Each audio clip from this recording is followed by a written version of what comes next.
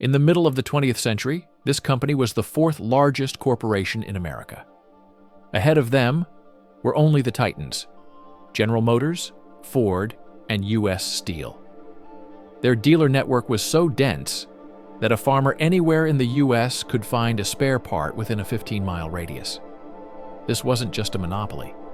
It was the circulatory system of all agriculture, International Harvester. They produced absolutely everything, from legendary farmall tractors that sent the horse into retirement, to trucks, school buses, refrigerators, and even M1 Garand rifles for the Army. Their logo, a red I inside a black H, was as recognizable a symbol of America as a Coca-Cola bottle.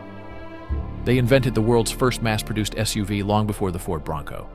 It seemed the sun would never set on this red empire. But in 1985, the great brand ceased to exist. The agricultural division, the pride of the nation, was sold to competitors for pennies. A company that survived the Great Depression and 2 world wars was destroyed in just 5 years. Tens of thousands of workers lost their pensions. Huge factories in Illinois and Indiana emptied, turning into rusty skeletons. International Harvester simply vanished from the map, leaving behind only collector nostalgia. This is a story about the suicide of a giant. They weren't killed by bad tractors. Their machines were unkillable.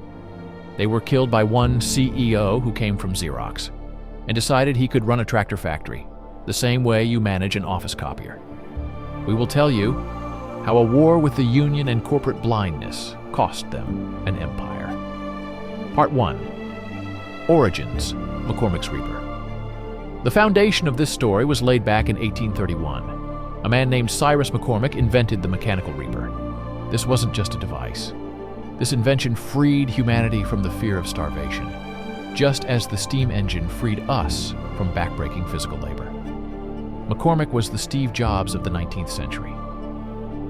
He invented not just a machine, but a business model, a credit and warranty system that didn't exist before.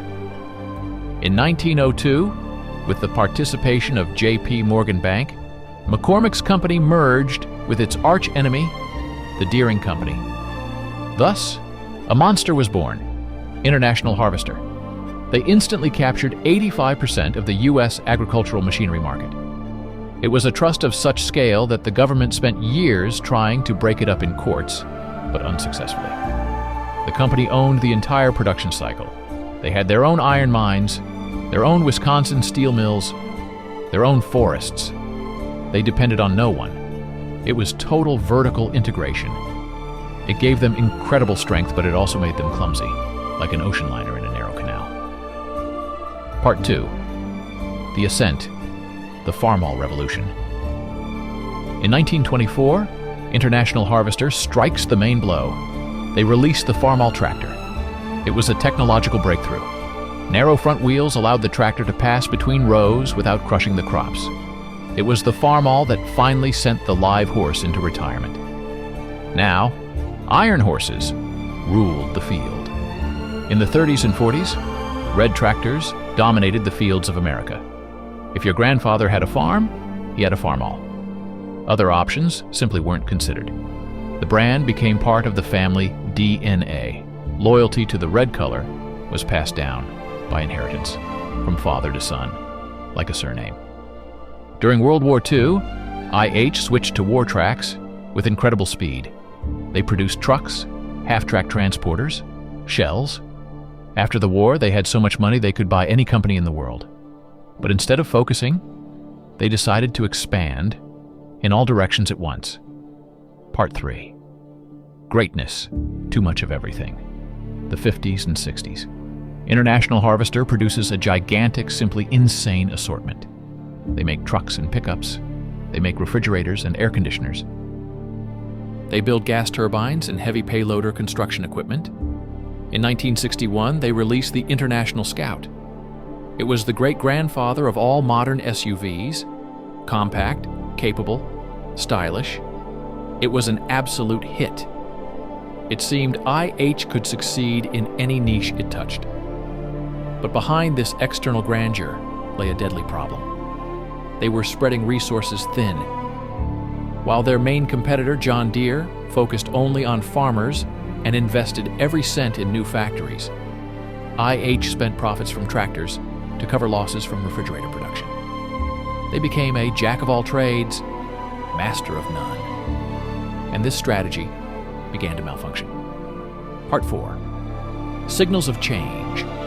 The Deere overtakes the giant. The first alarm bell rang in 1958. The Green Deere overtook the Red Giant. John Deere surpassed International Harvester in profitability for the first time, and later in market share.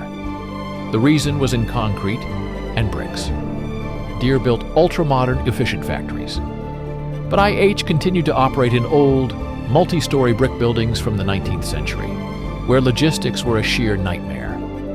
Moving parts between floors ate up time and money. The company's debt began to grow. IH had too many managers, too many equipment models, a bloated staff. For every dollar of sales, they spent more than any of their competitors.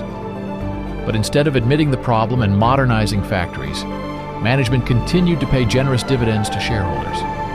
They lived in the sweet illusion that their size would save them from any trouble.